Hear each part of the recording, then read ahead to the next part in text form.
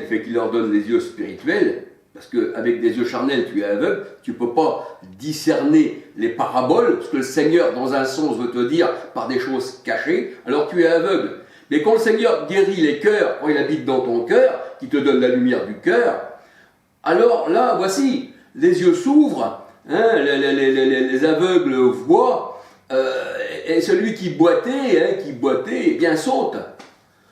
Alors il est dit, voici votre Dieu viendra lui-même. Là il n'est pas dit, voici un homme qui se prendra pour Dieu viendra lui-même. Voici votre Dieu viendra lui-même et vous sauvera. Et voici les miracles. Les aveugles verront, les sourds entendront, et ceux qui boitaient, eh bien, courront comme des biches. Ésaïe 35, versets 4, 5, 6. Matthieu 11, versets 2 à 6. Matthieu 11, versets 2 à 6. Et Luc 7, versets 20, 21, 22. Allez dire à Jean-Baptiste, je suis celui qui doit venir. Les aveugles voient, et voilà, votre Dieu viendra lui-même. Et c'est seulement qu'on le voile qui nous cache l'évangile qui est ôté, c'est simplement là, pas avant que nous pouvons connaître le Seigneur, l'Esprit. 2 Corinthiens 3, 17. 2 Corinthiens 3, versets 15, 16, 17, 18. C'est seulement là que nous avons l'Esprit, c'est seulement là que le Seigneur qui nous sort des sectes, parce que dans une secte vous avez les yeux fermés. Paul était dans la secte des pharisiens, il fallait que sur le chemin de Damas, eh bien que le Seigneur lui l'enlève. C'est pas Paul qui est venu à Christ, il ne connaissait pas puisqu'il était contre Christ, il avait les mains pleines de sang, mais le Seigneur il savait que c'était un élu. Je suis Jésus que tu persécutes, il serait dur de regarder contre les aiguillons.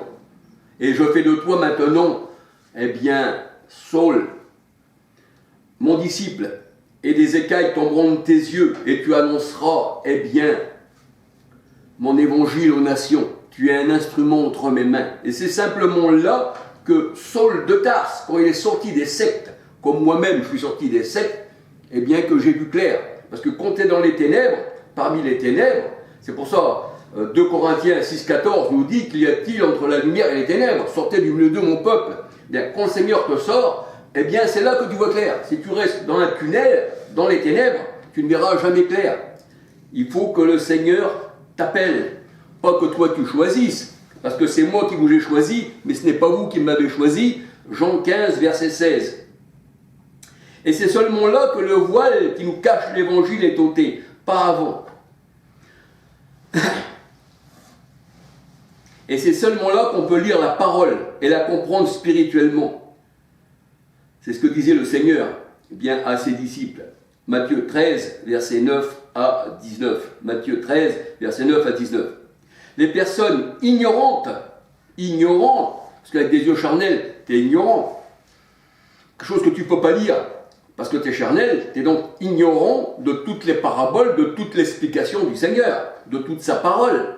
Alors les personnes ignorantes, c'est-à-dire ignorantes, eh bien, de ce qui est le Seigneur, de ses paraboles, de ce que signifie toute l'Écriture, eh bien, elles sont mal affermies, elles sont sans discernement d'esprit. Jude 19. Elles tordent le sens des Écritures pour leur propre ruine. 2 Pierre 3, verset 16. 2 Pierre 3, verset 16. Elles tordent le sens des Écritures pour leur propre ruine. Elles tordent les paraboles. Elles parlent charnellement. Il y en a même qui nous disent que Jésus reviendra sur un nuage. Il regarde le ciel. Il dit, voici, au son de la trompette, ils pensent écouter une trompette qui sonne dans le ciel. Alors la parole de Dieu, elle dit, eh bien, élève ta voix comme une trompette. La trompette, dans la parole de Dieu, c'est la voix de l'Éternel. Alléluia. Alors, elles tordent les Écritures pour leur propre ruine. 2 Pierre 3, 16. Et les Écritures, eh bien, sont inspirées de Dieu. Puisque les Écritures sont inspirées de Dieu, c'est spirituellement qu'on doit juger les Écritures, mais pas charnellement, surtout quand on est dans les sectes. Même si on est hors d'une secte, on serait seul si on tord le sens des Écritures, on n'appartient pas au Seigneur. 2 Timothée 3, verset 16. Alors, il est vrai que les pharisiens étaient sans esprit, et ils étaient charnels. 1 Corinthiens 10, 18.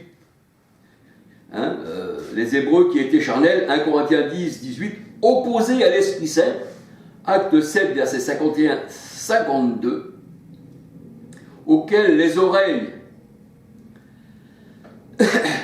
et les yeux étaient fermés.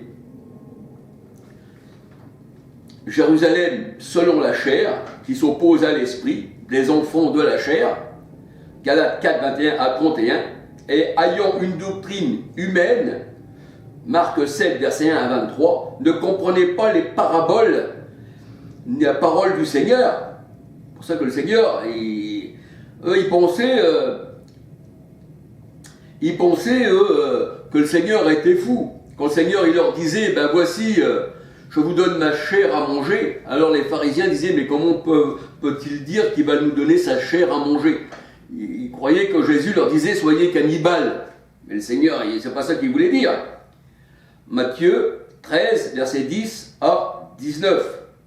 On peut regarder Matthieu 13, verset 10, 19. Matthieu 13, verset 10, 19, 24, 34, 35. Matthieu 13, verset 34, 35. Les pharisiens ne comprenaient pas les paraboles du Seigneur. Puisqu'ils n'étaient pas les enfants du Seigneur, le Seigneur disait qu'il se révélait à ses enfants.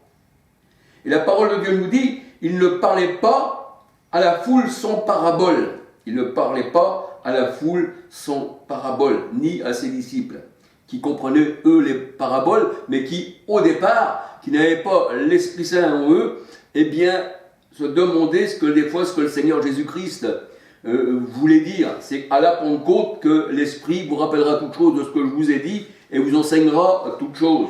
Si on n'a pas l'Esprit, on ne peut pas être enseigné.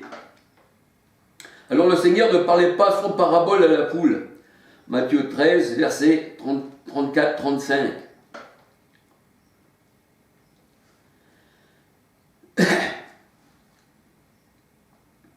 Matthieu 11, versets 25, 26, 27.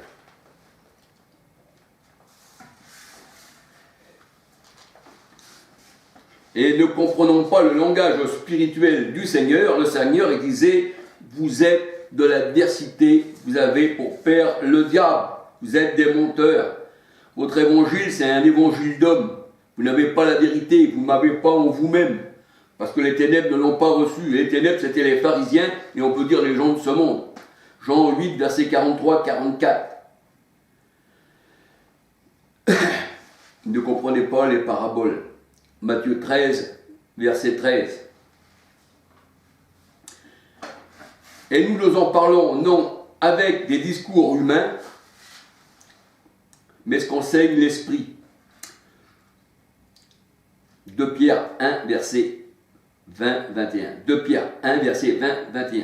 Car c'est poussé par l'Esprit de Dieu que des hommes ont parlé de la part de Dieu. Tu n'as pas l'Esprit, tu ne peux pas comprendre les paraboles. Romains 8, 9 nous dit, si on n'a pas l'Esprit du Christ en nous, 1 Jean 4, 13, on ne lui appartient pas. Examinez-vous vous-même pour savoir si Christ est en vous, sinon vous êtes des rejetés. 2 Corinthiens 13, versets 4, 5, 6. Si on n'a pas le Christ en nous, l'Esprit du Christ en nous, on ne lui appartient pas. Alors, il est vrai qu'il nous faut un langage spirituel. 2 Pierre 1, verset 21, poussé par l'Esprit.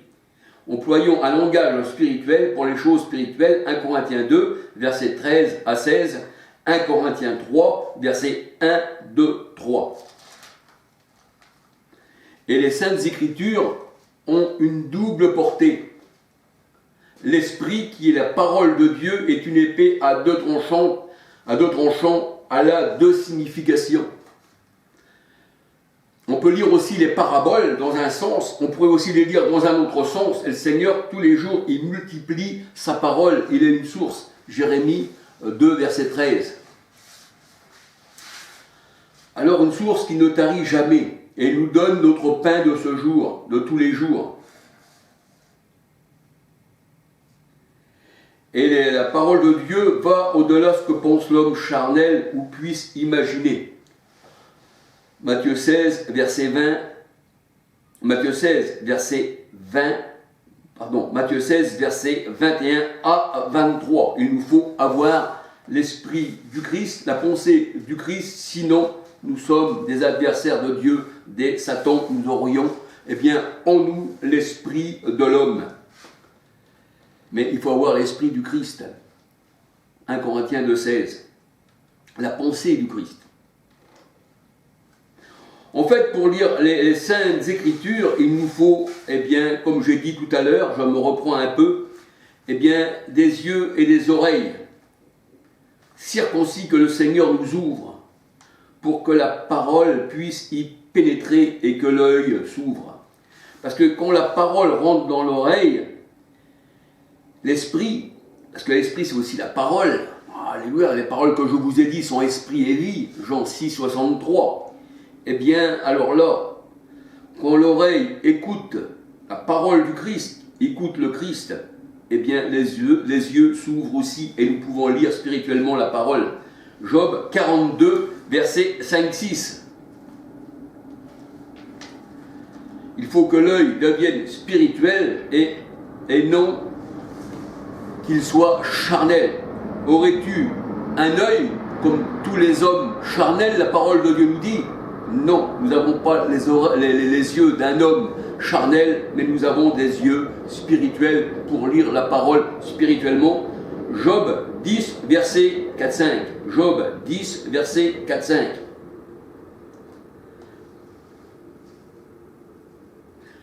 Job 10, verset 4-5, la parole de Dieu nous dit « Vois-tu comme un homme ?» Eh bien non, il nous faut des yeux spirituels pour pouvoir reconnaître l'invisible. Parce que la parole de Dieu nous dit que Dieu est invisible. 1 Timothée 1, verset 16-17. Invisible, seul Dieu, pas 36 dieux. Parce que Dieu est invisible et il est esprit, et un esprit n'a ni chair ni os. Nous ne regardons pas à la chair de Jésus, mais à l'esprit. Luc 24, 39. Alors, il nous faut des yeux spirituels pour voir le spirituel. Parce que les choses charnelles étaient pour un temps. Mais on ne regarde plus aux choses charnelles, on regarde au spirituel. 2 Corinthiens 4, 18. 2 Corinthiens 4, 18. 1 Samuel 16, verset 7. Parce que le Seigneur ne regardait pas à l'apparence de l'homme, à sa chair, à ce qu'il était. Il n'avait pas des yeux charnels, le Seigneur, mais spirituels, et il regarde au cœur, à l'invisible. Et nous aussi, nous ne regardons pas aux choses visibles, et nous ne lisons pas la parole de Dieu d'une manière visible de ce qui est écrit réellement, mais nous regardons ce que le Seigneur, par l'Esprit, par les paraboles, nous explique. Alléluia. La parole que je vous ai dit sont esprit et vie. Jean 6, verset 63. Ceci, c'est quand le Seigneur expliquait aux pharisiens qu'il fallait qu'ils mangent son corps parce que c'était le pain vivant. Jean 6, 31 à 63. Le Seigneur dit ce que je vous ai dit, mes paroles sont esprit et vie. Ne croyez pas qu'il faut que vous me mangiez comme quelqu'un qui mangerait une personne. On serait devenu cannibale. Ne pas regarder la chair de Jésus qui était simplement le temple, qui représentait simplement l'agneau crucifié. Alors on peut dire que les Mormons et les autres religions dites chrétiennes font la plupart la Sainte Seine. On dit le repas du Seigneur. Les Mormons disent qu'ils n'utilisent aucun symbole dans leur culte et qu'ils n'ont pas de croix. En fait, le pain et le vin de la Sainte Seine, c'est le symbole du corps du Christ et symbole de son sang. Mais quand le Seigneur dit heureux les invités au repas du Seigneur, l'homme ne vivra pas seulement de pain ni de boisson, parce que le royaume des cieux, ce n'est pas le manger et le boire, mais ça veut dire que c'est manger spirituellement les paroles. J'ai dévoré tes paroles. Alléluia, nous dit le prophète. C'est ce que nous allons voir plus loin. En fait, le pain et le vin de la scène, eh bien, représentaient simplement le corps du Christ, mais il n'était pas, eh bien, la vie du Christ. Alléluia. Donc, ça veut dire que chaque Sainte Seine, il fallait un repas continuel à chaque dimanche, parce que c'était le jour du soleil, c'est ce que font les religions catholiques et les protestants sortis de Rome, alors que le salut vient des Juifs, c'est Jérusalem céleste.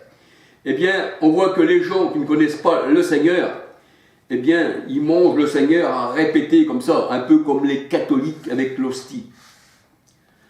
Le pain et le vin étaient une représentation du Christ, qu'il fallait le manger et vivre, eh bien, boire son sang et vivre de son sang.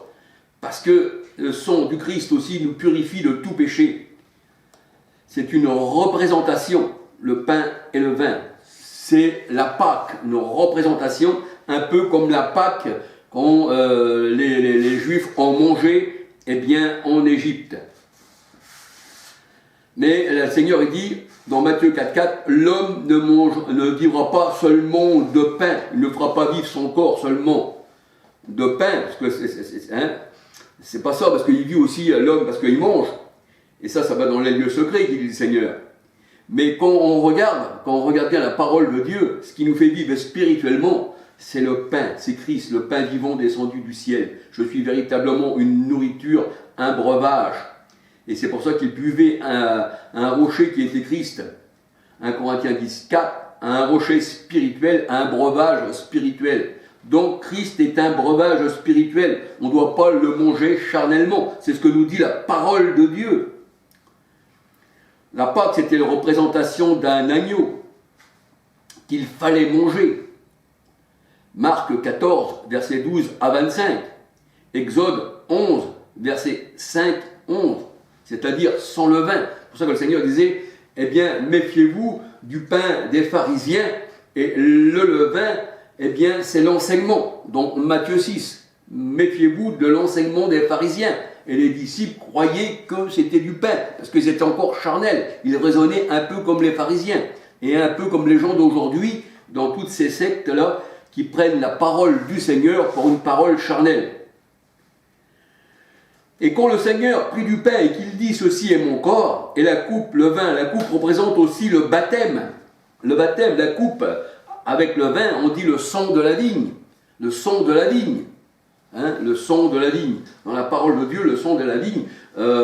Jean 15, 1, Jésus il dit qu'il est la vigne et que nous sommes les sarments. Et la vigne aussi, c'est aussi la maison d'Israël. Alléluia. Parce que le Seigneur il dit que le serviteur n'est pas plus grand que son maître, mais tout serviteur accompli est comme son maître. Et comme nous sommes aussi maintenant l'épouse du Christ, que nous sommes la nouvelle vigne, parce que la vigne a été enlevée des pharisiens et donnée à d'autres, et on en portera du fruit, eh bien, on est pareil que le Christ, alléluia. Donc on regarde, eh bien, dans la parole de Dieu, la coupe représente aussi le baptême, les souffrances et la mort de Christ. C'est pour ça que le Seigneur Jésus-Christ disait à ses disciples, qui disaient on va être à ta droite et à ta gauche, le Seigneur a dit pouvez-vous boire la coupe que je dois boire ou être baptisé du baptême dont je dois être baptisé. Et pourtant le Seigneur Jésus-Christ là avait déjà été baptisé par Jean dans le Jourdain. Marc 10, verset 38-39. C'est un baptême de souffrance, c'est une coupe, c'est la croix, c'est la souffrance. Il faut porter ta croix, dit le Seigneur, ta souffrance dans ce monde. Matthieu 26, 39 à 42. Et là, on voit que Pierre, eh bien, il avait sorti l'épée. Et le Seigneur Jésus-Christ, il disait, ne boirai pas la coupe que je dois boire. Jean 18, verset 11. Alors, ce baptême, que Jésus voulait qu'il soit accompli, Luc 15, 50, il est un baptême dont je dois être baptisé et je voudrais donc qu'il soit accompli. Luc 15, verset 50, eh bien, c'est à la croix, c'est là où il a baissé la tête et il a dit, tout est accompli. Jean 19, verset 30. Donc c'est pour ça que dans Hébreux 6, 2, il y a la doctrine des baptêmes. Alors si le pain charnel est pour vous le Christ, et non une représentation de son corps, et le vin représente son sang, alors vous êtes encore comme les catholiques qui pensent que quand ils mangent, eh bien l'hostie qui représente le soleil le dimanche, parce que le dimanche c'est un jour du soleil comme le 25 décembre. Et nous voyons que ces gens-là charnels ne savent pas comprendre non plus eh bien, les paroles du Seigneur.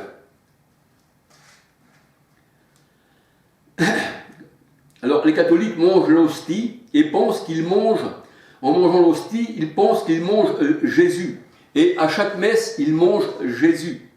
Donc l'agneau, là, on n'arrête pas. C'est pour ça que la parole de Dieu a dit, l'agneau s'est donné une fois pour toutes. Il n'y a pas besoin de renouveler l'agneau. Ils pensent qu'ils mangent Jésus en mangeant l'hostie. Ils appellent cela le pain eucharistique. Et la parole de Dieu nous dit que Christ n'est pas eh bien, dans des choses faites de main d'homme, ni dans le pain de la scène, ni dans le sang, ni dans l'hostie des catholiques. Seigneur, il n'habite pas dans des choses faites de main d'homme. Acte 17, verset 24. Il est esprit. 2 Corinthiens 3, 17. Aucune image, aucun symbole. Comme le baptême d'eau, parce que le baptême d'eau est physique. On ne regarde plus aux choses physiques que nous voyons, mais on regarde à l'invisible. 2 Corinthiens 4, 18. Et c'est pour ça qu'il nous faut des yeux spirituels. Alors nous voyons encore que ceux qui plongent dans les eaux de ce monde, qui représentent les foules, les nations, Apocalypse 17, 1, 15, et que le Seigneur a dit, j'étends ma main d'en haut, je te retire des grandes eaux, c'est-à-dire il te retire du monde, et qu'il disait pour le monde, vous êtes d'en bas, nous sommes d'en haut, il nous a fait asseoir dans les lieux célestes en Christ. Alléluia. Eh bien, nous voyons que ce baptême, ce faux baptême dans le Jourdain, eh bien, est visible, est visible. Et le Jourdain, dans la parole de Dieu, ça représente aussi le monde.